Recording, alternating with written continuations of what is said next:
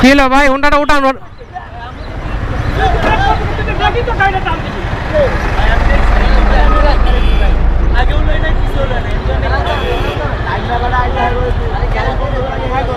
আমি চিল্লানি মারলাম, ওরা আমি চিল্লানি দিছি, তুই গাড়িটা টান দিচ্ছিস কে? চিল্লানি, হরেন দেওয়ার পর চিল্লানি দিছি, আমি চিল্লানি দিছি, গাড়িটা ব্রেক করে রাখার পর আমি চিল্লানি দিছি।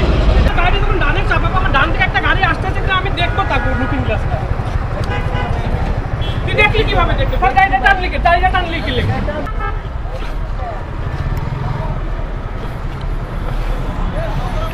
ও ডাইরেক্ট চাকা আমার গায়ে উঠছে, ও খালি কি ব্রেক করছে, ওর চাকা আমার গায়ে উঠছে।